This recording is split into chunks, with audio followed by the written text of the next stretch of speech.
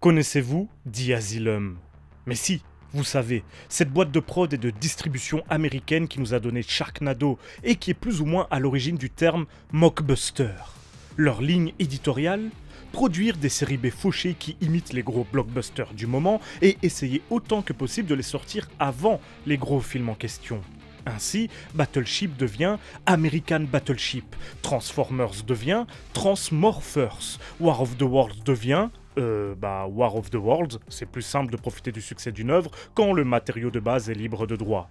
Snakes on a Plane devient Snakes on a Train. Alien vs Predator devient Alien vs Hunter.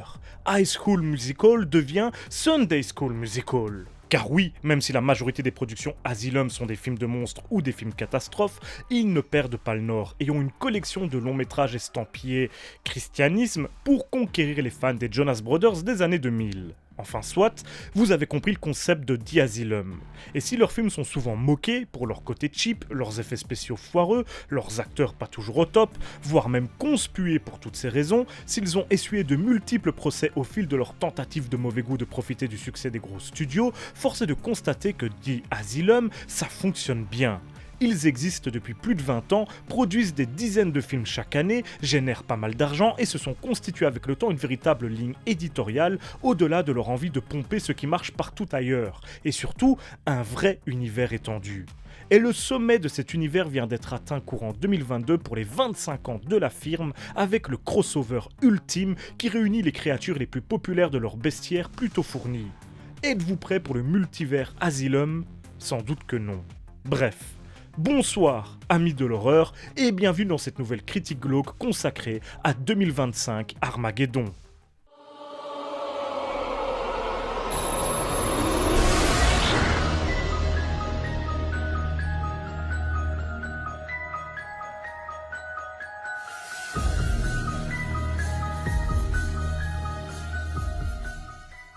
2025 Armageddon sort en 2022 dans quelques salles aux États-Unis et sort en Europe en digital et DVD dans certains pays dès 2023. Il est réalisé par Michael Sue, directeur photo de nombre de productions de The Asylum, dont certaines franchement déplorables, bonjour Shark Side of the Moon qui était dans mon flop l'année dernière, et qui a réalisé pas mal de films de même calibre que ceux de la firme, mais pour d'autres boîtes de prod. 2025 Armageddon est donc sa première réalisation officielle pour The Asylum, et autant dire que vu l'envergure du projet, c'est une belle preuve de confiance. Au niveau des acteurs, comme toujours, la boîte fait appel à des comédiens dont elle a l'habitude et qui ont déjà joué dans beaucoup de ses films. Ça ne veut pas dire que ce sont forcément de mauvais acteurs, à l'image de Michael Parry qui jouait dans Virgin Suicides ou La Légende Lincoln, mais qui est apparu dans plusieurs films Asylum également, ainsi que dans des productions Hybrid. Mais si, vous savez, Hybrid, la boîte de prod à l'origine des thrillers romantiques dont je vous parlais dans ma dernière vidéo. Eh bien, ils ont pas mal d'acteurs récurrents en commun avec The Asylum. Et pour terminer le lien entre les deux vidéos, même Vivica A. Fox, l'égérie de Hybrid, a joué dans des prods Asylum, notamment dans plusieurs Sharknado ou dans The Aquarium of the Dead. Après, c'est logique qu'il y ait des liens entre ce genre de boîtes de prod de série B ou de direct-to-video, qui ont chacune des catalogues ou des lignes éditoriales bien définies et distincts, comme Spicy Ramen Productions ou Jaguar Productions, et c'est un univers tout entier qui s'est développé à l'ombre des gros studios. Tellement de choses à dire sur ce monde-là, mais on va revenir au sujet de la vidéo et cesser de digresser. 2025 Armageddon donc nous raconte une invasion extraterrestre un petit peu particulière. En effet, les aliens en question, depuis leur planète lointaine, ont pu regarder les films Asylum et ils ont décidé de matérialiser certains des monstres les plus effrayants et les pires catastrophes naturelles de ces productions, croyant qu'il s'agissait là de matériel historique pour envahir la Terre, éliminer l'humanité et dérober ses ressources. Ainsi, cette histoire se déroule soi-disant dans notre réalité, dans laquelle les films Asylum ne sont donc que ça, des œuvres de fiction de qualité très discutable. Mais le président des États-Unis, nouvellement nommé après la mort de son prédécesseur, et ses deux filles, l'une militaire et l'autre scientifique, qui ne se parlent plus depuis des années, vont devoir s'allier à des spécialistes de l'univers Asylum, et même à l'un de ses acteurs iconiques, Michael Gaglio, qui joue ici son propre rôle pour faire face à cette menace d'une ampleur encore jamais vue. Inutile de vous dire que Michael Gaglio, lui aussi, joue dans pas mal de productions Asylum et de productions Hybrid, ainsi que dans d'autres prods de mauvais goût comme des Full Moon Features. Un univers à part entière, je vous dis. Bon, promis, après, j'arrête. Donc, le premier argument du film est sa galerie des horreurs issues des productions Asylum et n'ont été retenues que les plus populaires. Ainsi, nous aurons la chance d'apercevoir le piranha géant de Mega Piranha, le mégalodon de Megalodon, un bon petit rip-off de The Meg bien sûr, les requins à 5 têtes de Five-Headed Shark Attack, les robots géants de Transmorphers ou Atlantic Rim, subtile copie de Pacific Rim, les zombies de Zombies ou Z Nation, et bien sûr, dans le dernier tiers du film, les célèbres Sharknado qui ont forcément contribué à la gloire du studio. Malheureusement, même si l'idée sur le papier est assez séduisante, surtout si vous faites partie des fans des productions Asylum, mais même si vous n'en avez rien à foutre, c'est rigolo en théorie, dans l'exécution, c'est proche du désastre. Il y a des dizaines de monstres différents, certes, sans compter ceux que je n'ai même pas cités, mais on ne s'attarde sur chacun d'eux que 1 ou 2 minutes grand maximum. Certains n'ont même droit qu'à quelques secondes à l'écran. C'est assez décevant si on regarde ce film uniquement pour profiter des créatures grotesques et over the top de l'univers Asylum. Évidemment, la raison principale de ce manque de présence à l'écran, au-delà du grand nombre de monstres qui est un faux problème en soi, comme nous le verrons plus tard, c'est l'économie financière. Chaque plan de monstre est un plan beaucoup plus cher que les autres. Ainsi, nous avons droit à de bien trop nombreuses actions qui se règlent en hors-champ, parfois même en plein milieu d'une scène de combat, où au lieu d'avoir des plans sur nos monstres, tout d'un coup, nous avons droit à des zooms sur des personnages en train de froncer les sourcils ou pousser une exclamation horrifiée. Non seulement c'est frustrant parce que cela nous empêche de profiter du spectacle que nous sommes venus chercher, mais en plus, ça donne juste l'impression d'un montage amateur, tant ça coupe à des moments absurdes et ça enchaîne des plans de façon quasiment aléatoire, et ce, bien trop souvent. De plus, nombreuses sont les scènes lors desquelles nous avons juste l'impression qu'il manque des plans, voire des séquences entières, et qui défilent donc beaucoup trop rapidement, sans nous laisser le temps d'apprécier, voire même de comprendre, ce qu'elles essayent de raconter. On dirait mes anciennes vidéos tellement c'est mal monté. Bon, ok, là, j'exagère. Évidemment, comme d'habitude avec The Asylum, les créatures sont en général réalisées avec les pieds, toujours dans un souci d'économie, et 2025 Armageddon ne fait pas exception. Elles sont dégueulasses. Comme souvent, les textures métalliques passent mieux, donc les robots et autres vaisseaux spatiaux sont plutôt corrects, mais les antagonistes organiques, eux, sont la plupart du temps immondes visuellement parlant. Sans parler du maquillage simpliste des aliens, qui fait un peu spectacle d'école, mais franchement, vu le niveau des CGI, on préférera ce genre d'effets pratiques, même bas de gamme ou enfantin. Après, sur ce point, il y a 2 écoles. Celle qui aurait aimé que The Asylum profite de ce méga crossover pour leur 25e anniversaire pour proposer des créatures stylées et soignées, et celle qui, justement, aime cet aspect de leur production, devenue une partie de leur marque de fabrique finalement, et est contente de la retrouver. Je vous laisse juge. Toujours est-il que les créatures sont très laides. Voilà.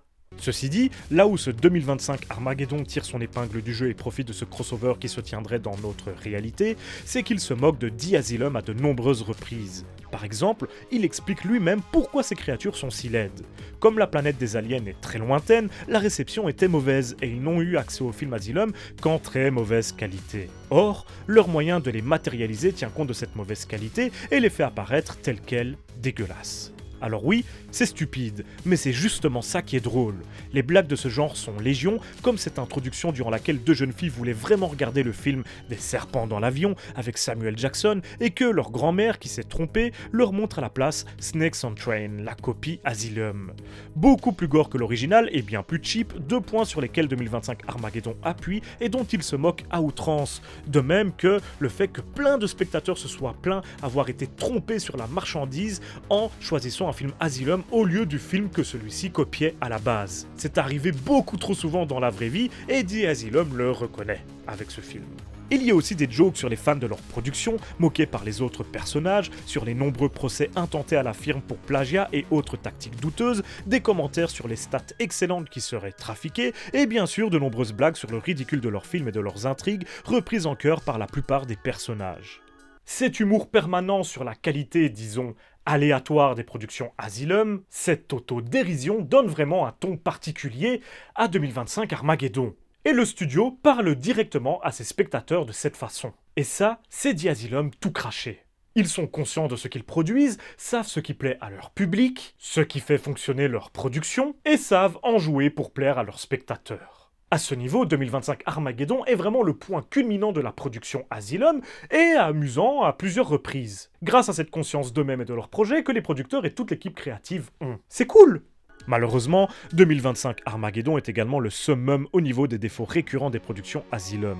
Et le pire de tous, bien pire que le jeu d'acteur approximatif, l'intrigue pauvre et mal racontée, la mise en scène aux fraises avec des mouvements de caméra mal exécutés ou même les effets spéciaux foireux, le pire, c'est que le film est méga bavard, avec des enjeux dramatiques et familiaux inintéressants qui prennent de très loin le pas sur l'action et le combat contre les monstres. Qu'est-ce qu'on s'en fout des disputes entre les deux sœurs qui doivent se réconcilier pour empêcher l'invasion extraterrestre? Qu'est-ce que c'est chiant de devoir se taper des flashbacks sur leur enfance, des conversations hyper longues durant lesquelles elles évoquent leurs souvenirs et leurs mésententes, avec leur père qui débarque toujours littéralement de nulle part pour participer à la discussion. Genre là, on n'a aucune idée d'où il peut surgir, il n'était pas dans la pièce, les portes sont toutes fermées, on peut presque voir l'assistant réel lui faire signe que c'est à lui d'entrer dans le champ, tellement ça ne fait pas naturel.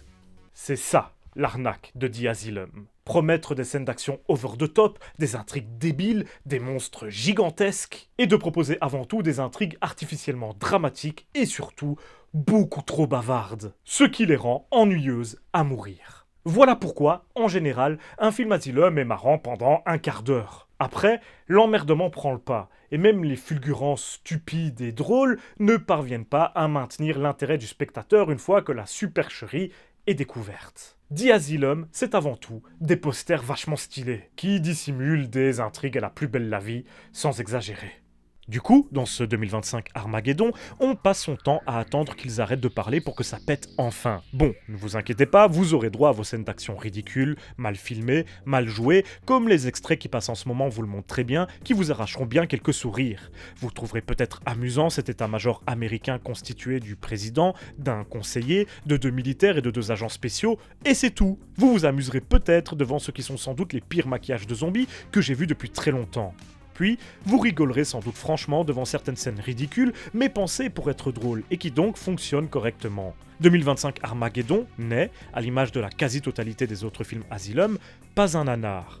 C'est une mauvaise comédie d'action qui ravira ceux qui connaissent et apprécient l'univers Asylum, dont la grande qualité est d'avoir su transformer des défauts, des faiblesses en caractéristiques reconnaissables, voire en identité cinématographique. C'est un crossover qui implique donc l'existence d'un multivers, mais plus proche en termes de proposition de ce qu'on peut trouver au Japon avec les films de kaiju par exemple, que du MCU ou du DCU.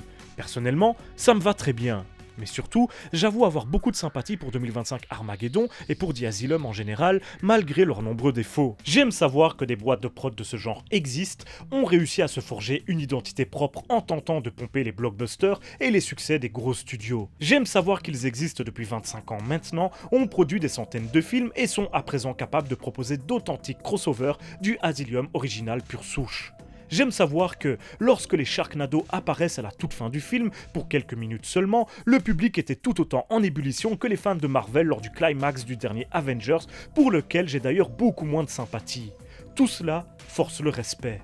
Si l'on suit la logique de The Asylum et ce qui a fait leur succès, 2025 Armageddon devient presque un bon film, le long métrage ultime de ce type de cinéma. Alors certes, objectivement, c'est assez mauvais, mais ils savent très bien ce qu'ils font et tout est réfléchi, et leur public sait très bien à quoi s'attendre. Je ne regarderai clairement pas 2025 Armageddon ou leurs autres productions à longueur de journée, mais ça fait du bien de voir ça, et c'est le genre de cinéma que j'aime défendre, malgré tout. Il y a de la place pour lui. Donc, bon anniversaire à The Asylum et n'hésitez pas à vivre l'apothéose 2025 Armageddon sans perdre votre second degré et votre esprit critique malgré tout, bien sûr. Et vive les gros monstres dégueulasses. Et voilà, c'est déjà la fin de cette critique glauque, j'espère qu'elle vous aura plu. Dans tous les cas, on se retrouve très bientôt pour une prochaine vidéo, et d'ici là, surtout n'oubliez pas, si vous avez peur, c'est que vous êtes toujours en vie.